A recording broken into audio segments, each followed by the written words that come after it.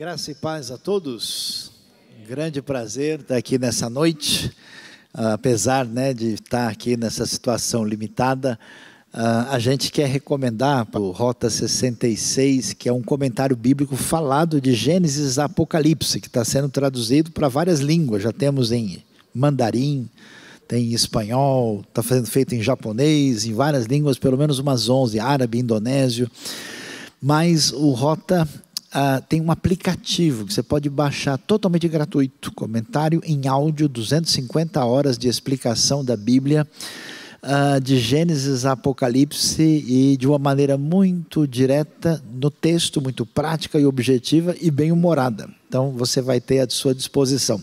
Quando os amigos de Daniel estão lá na fornalha, sofrendo, o título do estudo é Temperatura Máxima. Então é coisa mais ou menos assim. Mas, meus queridos, obrigado, agradeço muito a honra de estar aqui. Mas eu queria, nesta noite especial, pedir para você acompanhar comigo o texto bíblico que está em Apocalipse. Apocalipse, capítulo de número 4. Nós vamos olhar com atenção o capítulo 4 e 5 do livro do Apocalipse. Então você pode acompanhar e ver o que a palavra de Deus nos apresenta. Você também que nos acompanha pela internet, aí fique sintonizado com aquilo que lemos, estou usando a Nova Versão Internacional, eu fui o coordenador geral da tradução. O texto diz: depois dessas coisas olhei, e diante de mim estava uma porta aberta no céu. A voz que eu tinha ouvido no princípio, falando comigo como trombeta, disse: suba para cá, e lhe mostrarei o que deve acontecer depois dessas coisas. Imediatamente me vi tomado pelo Espírito, e diante de mim estava um trono no céu, e nele estava sentado alguém. Aquele que estava sentado era de aspecto semelhante a jaspe e sardônio. Um arco-íris parecendo uma esmeralda circundava o trono, ao redor do qual estavam outros 24 tronos assentados. Neles havia 24 anciãos. Eles estavam vestidos de branco e na cabeça tinham coroas de ouro. Do trono saíam relâmpagos, vozes e trovões. Diante dele estavam acesas 7 lâmpadas de fogo, que são os 7 Espíritos de Deus. E diante do trono havia algo parecido como um mar de vidro, claro como cristal. No centro, ao redor do trono, havia 4 seres viventes, cobertos de olhos, tanto na frente como atrás. O primeiro ser parecia um leão, o segundo parecia um boi, o terceiro tinha rosto como de homem, o quarto parecia uma águia em voo. Cada um deles tinha 6 asas e era cheio de olhos, tanto ao redor como por baixo das asas.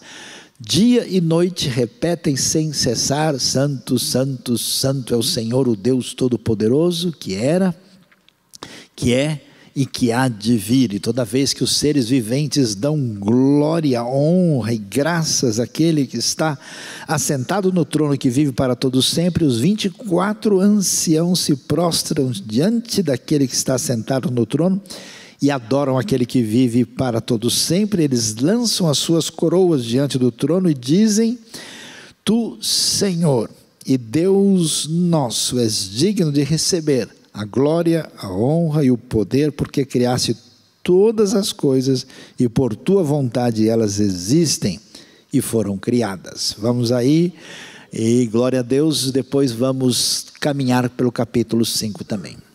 É muito importante entender o cenário, o contexto que envolve o livro do Apocalipse.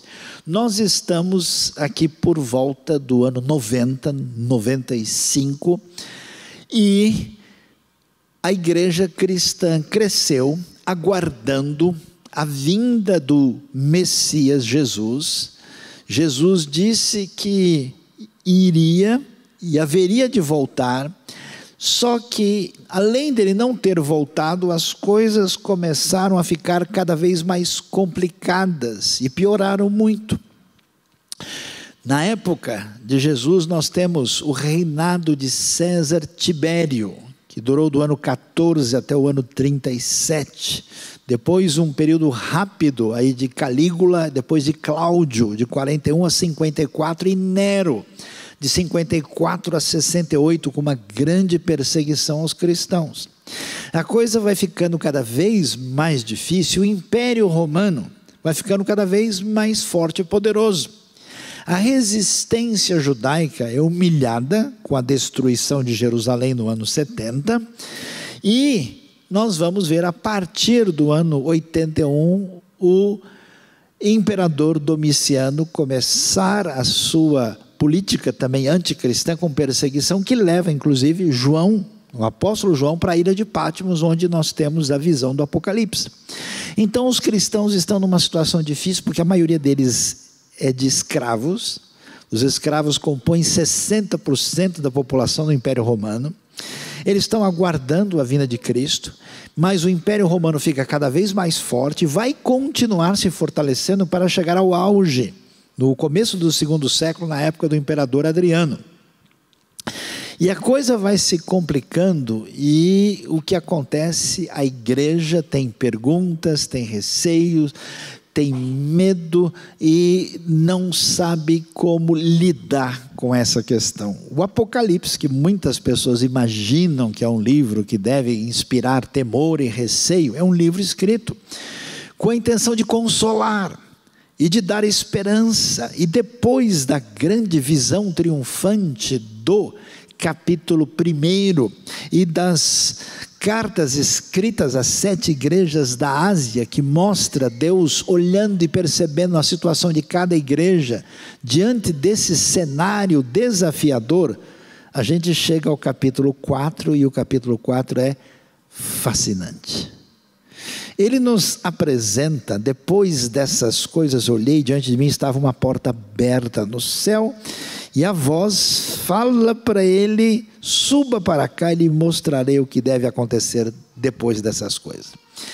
Qual é o grande desafio que nós temos? Muitos de vocês que servem a Deus e que estão de alguma maneira liderando, de alguma maneira servindo no reino, nós sofremos algumas, talvez, tentações e fragilizações da nossa caminhada, porque olhando à nossa volta, né, às vezes você conversa com as pessoas, até mesmo no meio do povo de Deus, você só vê notícia ruim. Você conversa com o indivíduo, parece que ele está chupando limão o tempo todo. Parece que a coisa, né, é de mal a pior. A pessoa está congestionada por esse catastrofismo midiático que domina a realidade à nossa volta, e muita gente parece se sentir acuado diante de um pretenso domínio do mal no mundo. E além disso, parece de fato que essas pessoas, nesse ambiente semelhante a Roma, aos Césares, que essas pessoas detêm o poder de fato, e por isso muita gente na liderança cristã, inclusive, tenta copiar o modelo, tenta seguir o padrão, se esquecendo de Jesus, que disse: olha, vocês viram como é que é a liderança desse mundo? Não será assim entre vocês. E é interessante, quando João tem esse quadro desolador, a proposta bíblica é: suba e venha ver as coisas de maneira diferente. Venha enxergar a história da perspectiva de Deus. Venha ver aquilo que ninguém está vendo.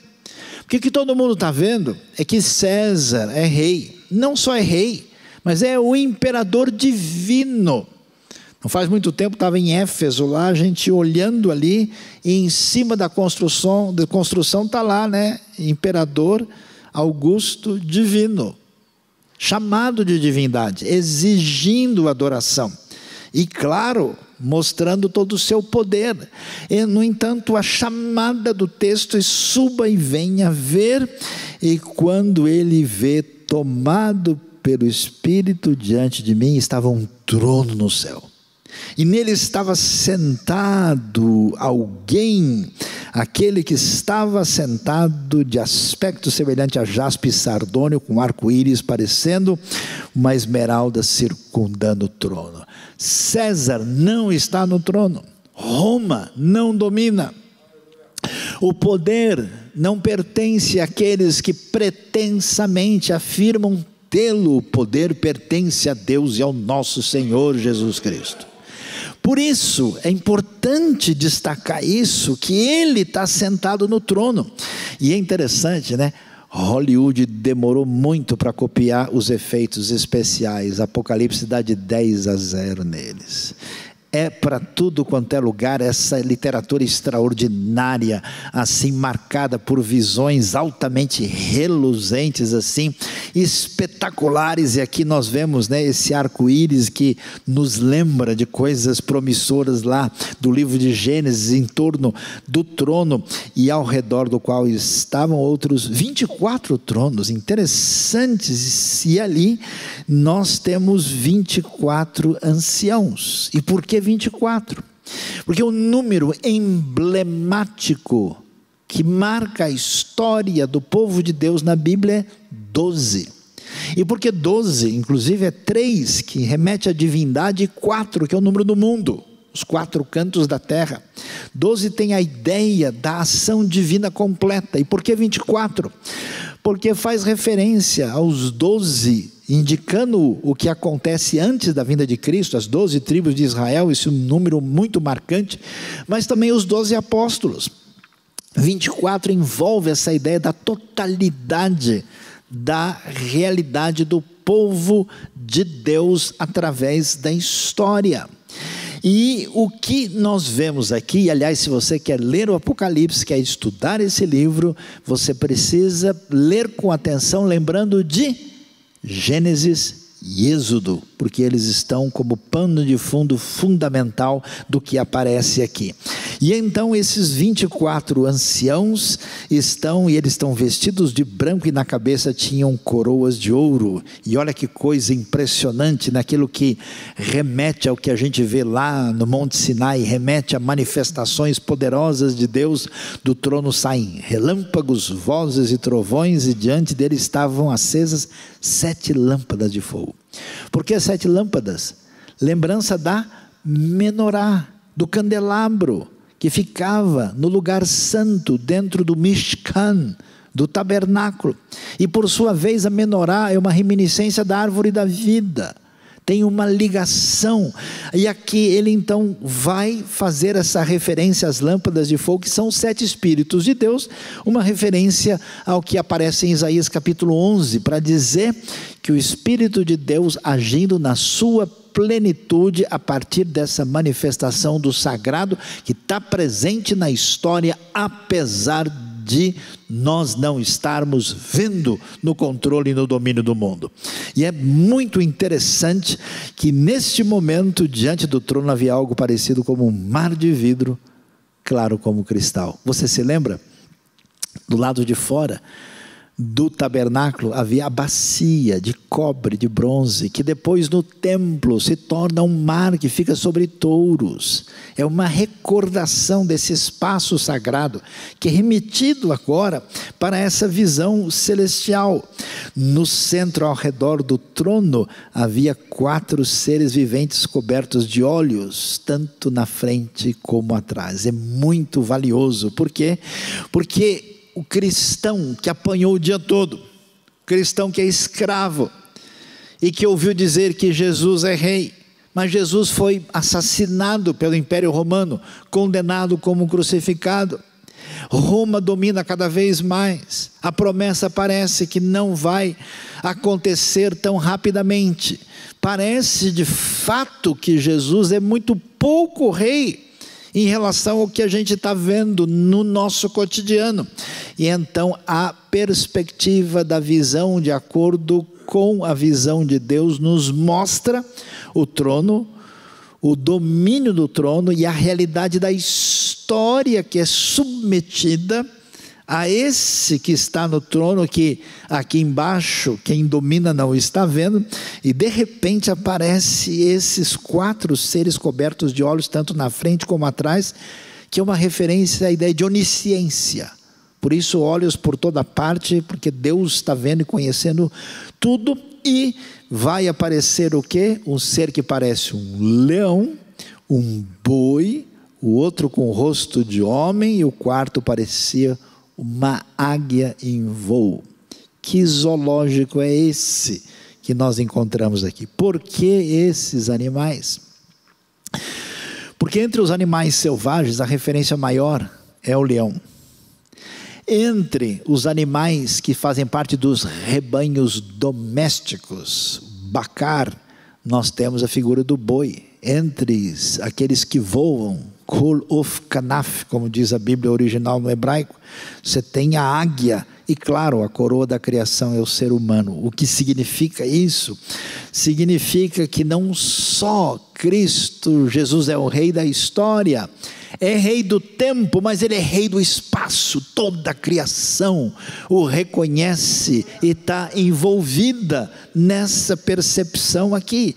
Aliás, essa visão remete ao que nós vemos no livro de Ezequiel, que aponta para essa realidade. Cada um deles tinha 6 asas, e eram cheios de olhos, tanto ao redor como por baixo das asas. E aí a gente lembra, né, daquela coisa extraordinária que aparece lá em Isaías. Lembra Isaías? 6 asas com os serafins, e dia e noite eles repetem sem cessar: Hagios, Kadosh, santo, santo, santo é o Senhor, o Deus Todo-Poderoso, que era, que é, mas não que será, e sim que há de vir. É tão impressionante essa expressão dizendo: olha, nós estamos vendo e percebendo todas essas coisas ao nosso redor, mas na verdade o Senhor que nós vimos apenas como a referência da história daquele que foi crucificado em Jerusalém, ele está no trono. E não só domina o eixo do tempo e o eixo do espaço, mas ele tem ciência, vê todas as coisas, e na verdade a declaração é: santo, santo, santo é o Senhor, o Deus Todo-Poderoso. E é interessante, né? A visão bíblica da realidade não pretende descrever Deus do jeito que a cabeça grega e ocidental pensa. Não é descrever Deus do jeito que Ele é, mas descrever da perspectiva da sua maneira de agir na história. Por isso, que em vez de dizer aquele que era, que é e será, diz que era, que é e que há de vir. Porque esse poder de Deus virá para trazer redenção na história, e a esperança é renovada quando o Apocalipse diz isso. E todas as vezes que os seres viventes dão glória, honra e graça àquele que está sentado no trono que vive para todo sempre, os 24 anciãos se prostram diante daquele que está sentado no trono e adoram aquele que vive para todo sempre, e lançam as suas coroas diante do trono. Ou seja, Apocalipse, da perspectiva romana, é um livro de atitude subversiva política, porque fica claro que quem manda no mundo é Roma. Quem é que tem coragem de encarar o imperador? Quem que vai confrontar César? Ninguém. Quando o Apocalipse diz isso, e ainda diz, né, que todos esses que têm coroa vão lançar, reconhecendo, né, aquele texto poderoso, forte, de Apocalipse capítulo 11, verso 15, agora o reino desse mundo passou a ser do Senhor, do seu Cristo, e Ele reinará para sempre. É absolutamente impressionante e fascinante. E eles então em adoração dizem: Tu, Senhor e Deus nosso, és digno de receber a glória, a honra e o poder, porque criaste todas as coisas e por Tua vontade elas existem e foram criadas. Ou seja, quem está no controle da história não é um mero imperador louco de Roma que faz as coisas mais absurdas possíveis. É aquele que criou todas as coisas, desde o colibri até a baleia azul, o planeta Vênus, a galáxia Andrômeda. Ele é o Senhor do universo, o Senhor do tempo e do espaço, e Ele proclama que é rei. E se existe um assunto fundamental, importantíssimo, destacado na Bíblia, que precisa ser recebido por nós, entendido na sua inteireza, é exatamente o ensino a respeito do reino de Deus. Preste atenção e veja só comigo, né? Deus cria o homem à sua imagem e à sua semelhança. Gênesis 1, 26, Nasce Adam Betsalbeino Kidmuteino. O homem é feito E a ordem para ele é que ele deve dominar sobre a criação. Ele deve reger, ele deve reinar sobre a criação como uma espécie de corregente, submetendo essa criação a Deus. O que acontece? O ser humano falha nesse projeto. A sua administração, ela é prejudicada e extremamente caótica, trazendo toda uma relação problemática. Daí surgem dois problemas sérios na vida. Um chama-se economia, o outro ecologia. Agora, as plantas vão produzir cardos e abrolhos, nome de uma banda sertaneja evangélica aí para alguém que quiser pegar, né? Ervas daninhas, espinheiros, são, né? Aí nós vemos essa ruptura que traz para a gente uma complicação, e a partir daí, quando o homem abre mão dessa submissão de reino adequado para Deus, o que acontece? O mundo se enche de reinos subversivos contra Deus, como o Faraó, como os poderes da Mesopotâmia. Ou seja, o mundo antigo é um mundo de opressão, onde uma série de monarcas divinizados escravizam e fazem o que querem com as pessoas. Por isso que não é sem razão que a identidade da nação de Israel surge por meio de uma libertação de escravos de um pretenso rei divinizado. E qual que é a palavra divina para esse povo? Vocês serão para mim um reino de sacerdotes. Êxodo 19, versos 5 e 6. Eles são chamados para isso. O que eles vão fazer? Eles vão dizer: nós queremos um rei, porque as outras nações têm também. Não é possível, vocês foram libertados desse modelo, e vocês querem isso. Pois é, vocês vão ganhar um rei do jeito que vocês merecem. Deus lhes dá Saul, e esse negócio não dá certo. Aí Deus entra na redenção da monarquia e escolhe um rapazinho lá que está no meio do campo, que nem o pai não lembra dele, um menininho chamado Davi, e convida lá, chama Davi, homem segundo o meu coração, e diz para ele: eu vou construir uma dinastia a partir de você e ela nunca será destruída.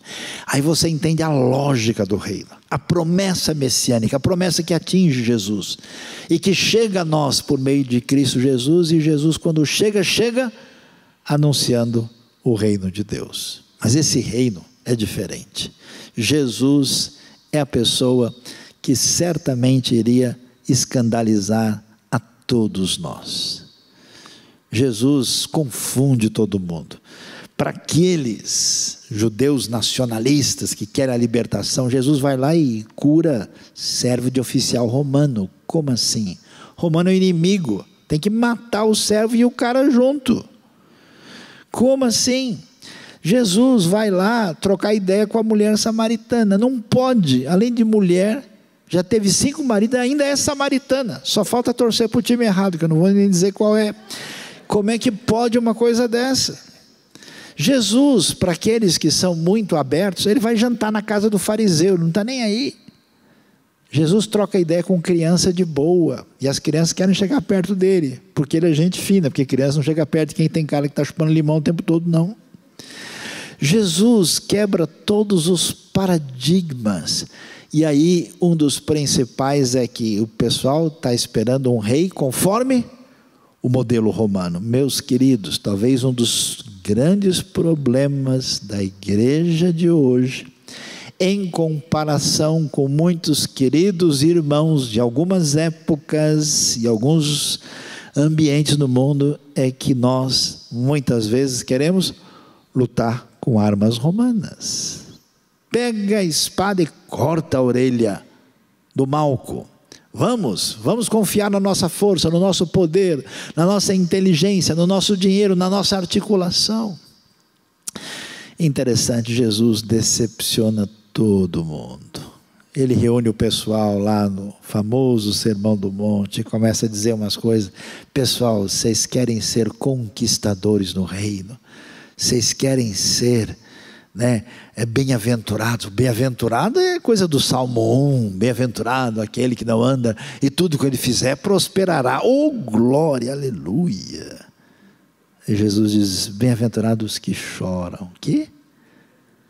Bem-aventurados serão vocês quando perseguirem, mentirem, disseram todo mal contra vocês. Alegrem-se, façam festa, porque foi assim que fizeram com os profetas do passado. Jesus estabelece uma coisa muito louca, que diz o seguinte: o veneno que destrói o mundo, o veneno que está no trono de Roma, mora dentro da gente. Então Deus precisa me jogar do trono. O reino começa não visível, começa internamente, quando eu quebro a minha arrogância, dobro o joelho, ponho a cara no pó e eu reconheço que Ele é rei e é rei sobre a minha vida. E eu passo a me comportar assim.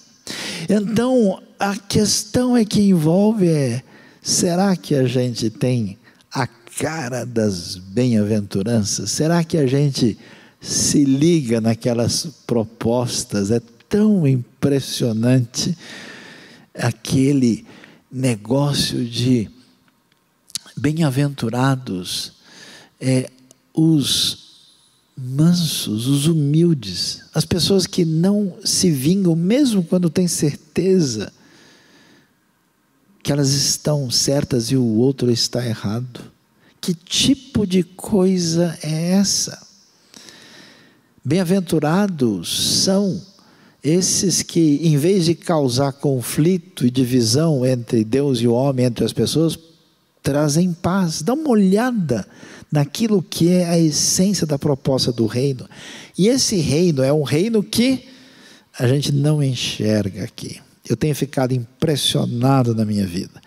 Quantas pessoas eu tenho conhecido. Me lembro uma vez, eu tive um amigo africano, um amigo que veio da Nigéria, estava estudando na Universidade de São Paulo.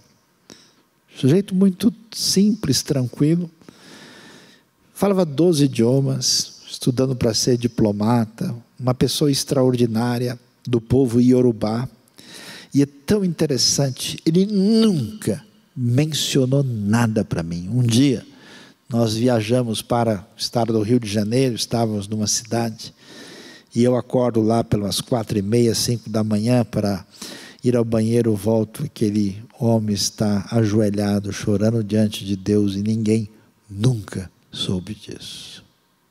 Fazia isso em silêncio, fazia isso na sua devoção diante de Deus, e era impressionante a felicidade espontânea que ele transmitia do fundo do seu coração, o poder do reino. Essas coisas precisavam nos cativar mais do que aquilo que parece realmente fascinante. A diferença do Apocalipse é que para a gente ver tudo isso, a gente tem que mudar de canal, trocar a rede, suba para cá, venha ver a glória muito além de Roma, muito além de tudo. O que acontece com tantas pessoas hoje no mundo intelectual? O sujeito entra em contato aí e fica fascinado com um sociólogo, um psicólogo, um filósofo tal. A ideia dele não dura 20 anos, evapora. O que acontece com tantas pessoas fascinadas com elementos que não subsistirão, mas o rei dura para sempre? Cadê Roma? Ruína, museu. Cadê Grécia? Cadê Pérsia? Cadê tudo? E o reino continua poderoso. Meus queridos irmãos, chega de gente reclamando. Impressionante. Você sabe que nas últimas 3, 4 décadas, nunca tanta gente recebeu o evangelho no mundo como tem acontecido agora. É impressionante, ninguém segura. Diante disso, a gente chega no capítulo 5, e o texto diz: então vi na mão direita daquele que está sentado no trono um livro em forma de rolo escrito de ambos os lados e selado com 7 selos.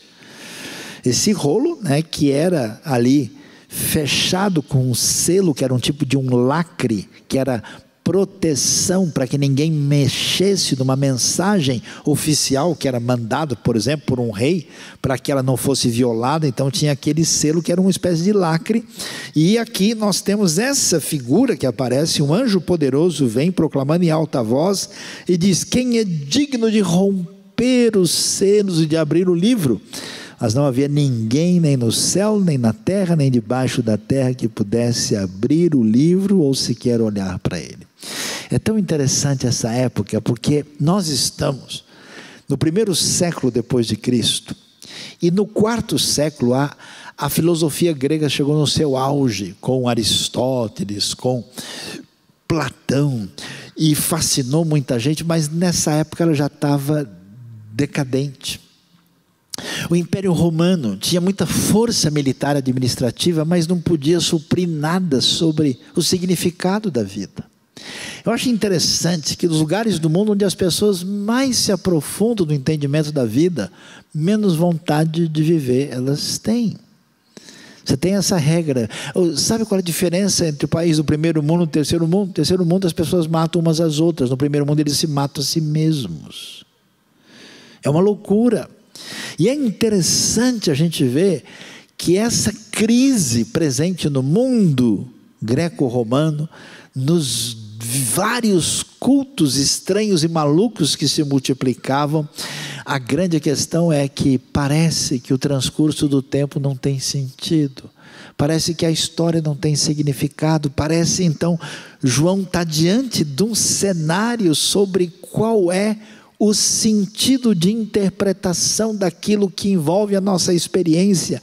E ele diz: eu chorava muito porque não se encontrou ninguém que fosse digno de abrir o livro, de olhar para ele. Então um dos anciãos me disse: não chore, eis que o leão da tribo de Judá, a raiz de Davi, venceu para abrir o livro e os seus 7 selos. Glória a Deus, aleluia. Nesse ambiente onde a gente acha que o trono está em Roma, a gente acha que a coisa tem esse sentido, aqui nós vamos ver a referência, e eu acho tão espetacular, a raiz de Davi. É o nosso querido menino Davi. Esse Davi que toda a gente lê e se confunde. Quantas vezes me pergunto na vida: eu não entendo nada. Davi fez tanta bobagem, cometeu pecados tão graves, como assim? Ele é o homem segundo o coração de Deus. Quantas pessoas imaginam que as pessoas são recebidas por Deus por conta daquilo que elas são e fazem, quando a Bíblia diz que a relação com Deus se dá não por conta do que elas fazem, mas apesar do que elas fazem.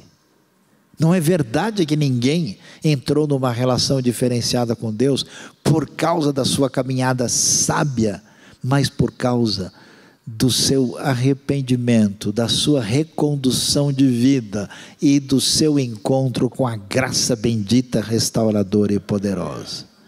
Esse Davi, esse é que aparece destacado aqui, e da tribo de Judá. Mais uma vez, que tribo é? De Judá.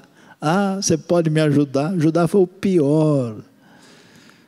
Meu filho estava lendo a Bíblia quando era criança, tinha 9 anos de idade, foi ler Gênesis, e aí, vai passar pela história de Judá e Tamar. Eu falei: olha, você faz o seguinte, do 37 você pula, pode ler, a história continua, esse 38 não é muito, teve dúvida, ele só leu o 38, né?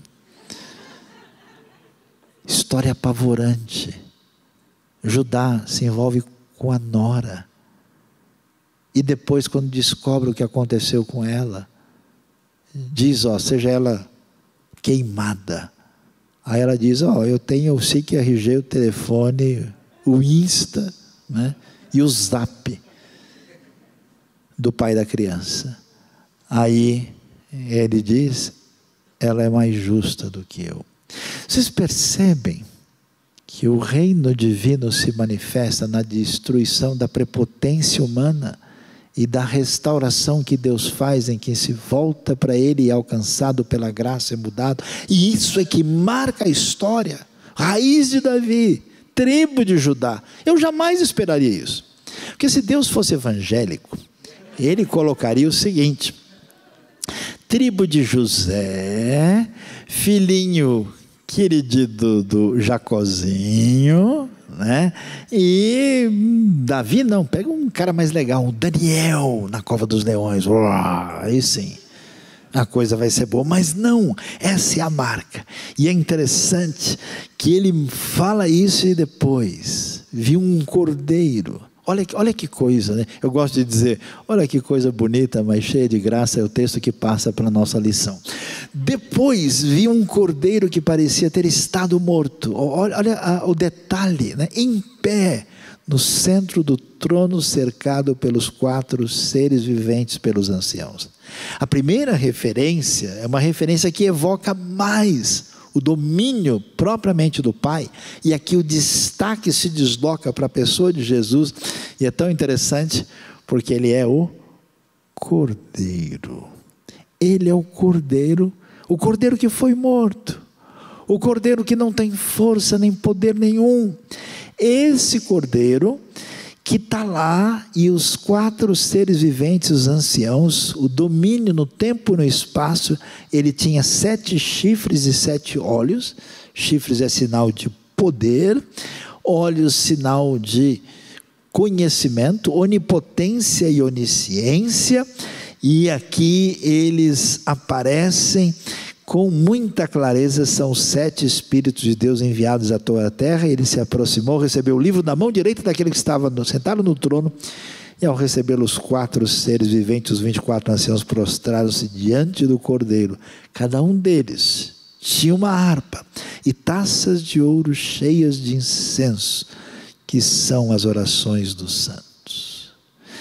Eu fico imaginando aqueles escravos, aquelas pessoas lá da Frígia, da Galácia, da região da Macedônia, da Caia, gente de origem grega, de outros povos, passando por tudo que eles tinham passado, e agora eles vão poder ouvir essa realidade que o livro mostra: o significado da história. O domínio e o poder pertence ao Cordeiro, e ele tinha harpa e essas taças de ouro. Que taças de ouro, interessante, cheias de incenso. Lembra-se que nós temos um incenso no altar do incenso, que fica exatamente no tabernáculo, no lugar que separa o lugar santo do Santíssimo. Inclusive, no livro de Êxodo, o incenso fica no lugar santo. Em Hebreus, ele é descrito no lugar santíssimo, fazendo uma referência àquilo que acontece com a obra de Jesus na cruz, a sua vitória, como ele está no lugar santíssimo, junto da Arca da Aliança. E é muito impressionante, porque o que acontece? Você imagina essas pessoas, quem tem passado por dificuldade, por lutas, por problemas, e ora a Deus, essas orações que o pessoal, diante do poder de Roma, não pode perceber, são taças de ouro, de incenso, na presença de Deus, as orações dos santos. Interessante que, descrevendo o poder de Cristo Jesus e o seu domínio, apesar das aparências, o texto é conduzido espontaneamente em 2 direções: adoração musical, a coisa vai se enchendo disso, e essa ênfase na oração que é tão importante. Meus queridos, tantas vezes na nossa vida, a gente passa de fato a confiar nas coisas que parecem de maneira mais promissora nos trazer respostas, e a Bíblia continua dizendo que nada tem mais impacto diante de Deus do que as orações dos santos. O povo de Deus sempre foi vencedor quando abre mão da sua pretensa capacidade de domínio e entrega diante de Deus as suas lutas. E quem poderia imaginar que essas orações desse pessoal que está sofrendo como escravo, levando chibatada do Império Romano, isso é recebido como taças de ouro diante de Deus, e aí agora eles começam a celebrar cantando: tu és digno de receber o livro, de abrir os seus 7 selos, pois foste morto, e com teu sangue compraste para Deus gente de toda tribo, língua, povo e nação. Isso é extraordinário. Sabe por quê? Sabe por que isso é tão importante? Porque em toda a história, toda a expressão religiosa sempre esteve circunscrita a um povo peculiar e particular separado. Mesmo com a revelação bíblica falando de Deus com Israel e dizendo que Israel tinha que ser bênção para as nações, boa parte da religiosidade fechou e disse: não, Deus na verdade só fala hebraico. A tradição islâmica vai dizer para a gente que Deus só fala árabe. Cada religião, cada grupo no mundo vai na direção de dizer: olha, Deus... A gente tem coragem no nosso país de dizer que Deus é brasileiro. Que isso, né? Cada lugar a coisa funciona assim. O Império Romano, na sua arrogância, dizia: todo povo, língua e nação está sujeito a Roma. Lembra-se do famosa estátua lá do Nabucodonosor na Babilônia, no livro de Daniel? O decreto tinha que ser feito para que todo povo, língua, tribo e nação ouvisse o decreto para adorar a estátua. Olha que coisa extraordinária a proposta santa subversiva do Apocalipse, que vai dizer para a gente o quê? Que agora sim, Cristo Jesus, com seu sangue, comprou para Deus, tirou do mercado de escravos, pela sua vitória, gente de toda tribo, língua, povo e nação. Meus amados irmãos, que isso! Eu nunca me esqueço. Uma vez eu saí de Jerusalém, voltei ao Brasil. Pouco tempo depois, em seguida, eu acabei indo para a região norte do nosso país. E aí eu não pude me conter. Chegando lá, visitei uma tribo indígena e esse pessoal pulava de felicidade celebrando a Cristo. Numa conferência internacional, tive oportunidade de ver gente da Mongólia, do Nepal, do norte da África, de vários lugares. Lugares onde algumas décadas atrás a gente não poderia imaginar isso, porque o poder de Deus tem atingido gente de todo povo, tribo, língua e nação. Isso ninguém segura, porque o rei vencerá. E isso é absolutamente cantado. E olha que coisa extraordinária. Tu os constituíste reino e sacerdotes. A frase de Êxodo 19. Ah, esses escravos que apanham. Ah, essas pessoas que não valem nada em Roma. Ouvem essa palavra que eles são reino sacerdotal. Ou seja, um reino que tem pessoas que apresentam. O profeta apresenta Deus ao homem, o sacerdote apresenta o homem a Deus. Eles fazem esse papel de aproximação para o nosso Deus e eles reinarão sobre a terra. Por isso, meus queridos, o Evangelho é a coisa mais empolgante que pode existir. A festa será do Cordeiro, e esse Cordeiro que é leão, que é vencedor. E a gente pergunta, né, se em que medida a gente quer fazer a festa e a comemoração, porque o reino será absolutamente vencedor e nós precisamos estar em sintonia com isso. E ele então diz: então olhei e ouvi a voz de muitos, porque a coisa agora vai virando um grande momento de celebração, de adoração. E começa, você vê que o Novo Testamento todo não tem música, é tudo silêncio. O Novo Testamento assim, é tudo baixinho, parece um monte de batista e presbiteriano junto, assim, quase não tem nada disso, não tem gente muito avivada assim. O único cântico que aparece lá é em Mateus 27, tendo cantado um hino, eles foram para o Monte das Oliveiras. Durante as cartas aparecem alguns trechos que são hinos. Apocalipse, aí coisa chega com tudo, aí é música atrás da outra, é louvor e adoração, porque a vitória final, aí a coisa fica avivada no sentido pleno e completo da palavra, e é muito impressionante. Isso vai chegando, e quem é que participa? Quem participa desse grande coral, dessa banda celestial, é gente de toda a tribo, língua, povo e nação, que Roma acha que domina e possui, mas não é.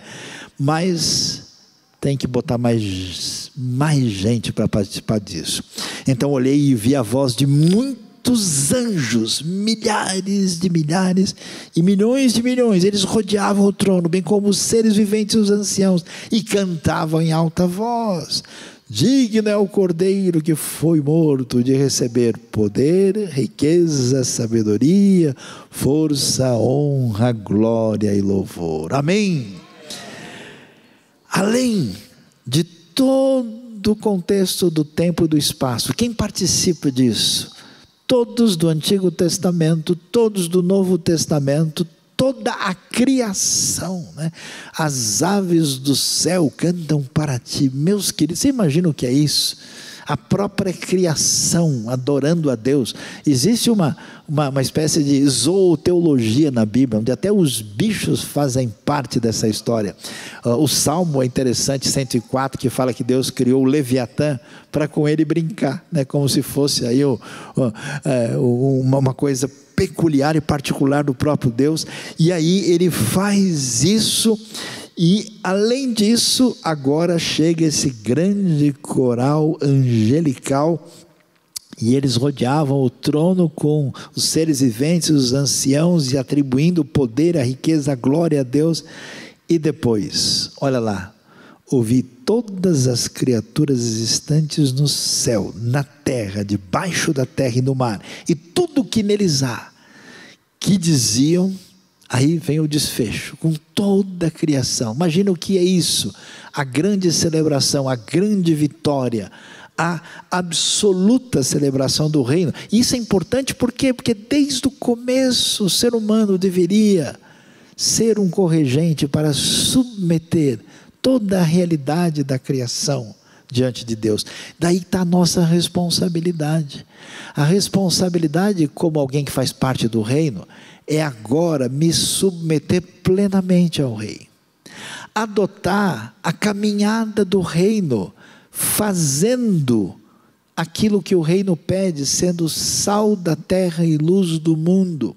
Enquanto o reino não chega de maneira definitiva, a minha responsabilidade é fazer do mundo um lugar melhor, fazer a diferença, ser agente do reino e interferir poderosamente naquilo que está à minha volta, até que esse reino, como um fermento que vai assim surgindo com força, se desdobre na conquista completa, com o resgate de toda a criação em adoração.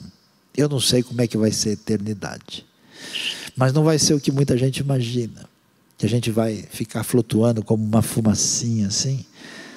A gente vai ter a restauração do corpo, a ressurreição.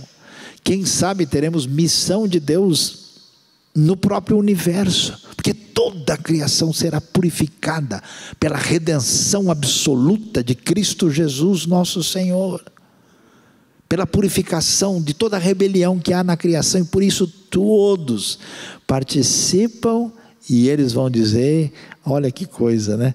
Isso que tantas vezes você ouviu, você cantou, veja de onde ele surge. Aquele que está sentado no trono, e ao Cordeiro sejam o louvor, a honra, a glória e o poder para todos sempre. Glória a Deus, a coisa fecha aqui. E os 4 seres viventes disseram amém, e os anciãos prostraram-se e o adoraram.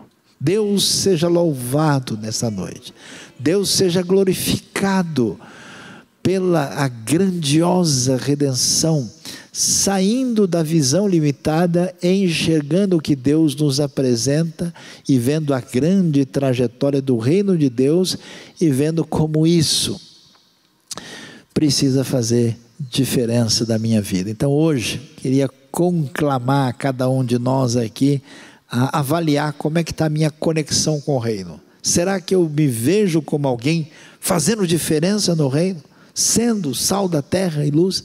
Será que eu sou capaz de enxergar além da visão humana e juntamente com a visão de Apocalipse, enxergar a história do ponto de vista de Deus? E será, né? Aí é que está a coisa interessante, ninguém de fato serve a Deus adequadamente se não for pelo menos um pouco doido de pedra. Amém, irmãos? Quem foi abençoado, levante a mão. Opa, agora sim, agora me senti em casa, né? Por quê? Porque quando a gente olha para essa realidade e vê tudo isso, mas sabe o que Deus tem, o que tem preparado, no meio do caos, a gente ri, a gente festeja, a gente sabe do domínio e da vitória extraordinária que Deus está preparando. Deus seja louvado nessa noite. Vamos ficar de pé e vamos orar, vamos agradecer a Deus, mesmo com pouca força.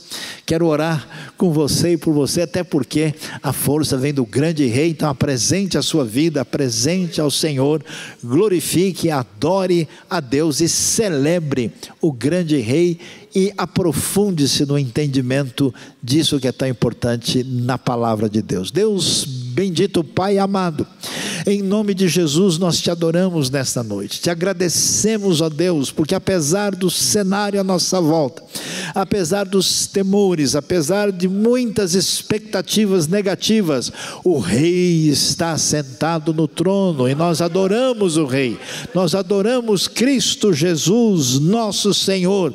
Te louvamos, ó Deus, pelo leão de Judá, pela raiz de Davi, pelo cordeiro que parecia estar morto, mas está vivo porque ressuscitou.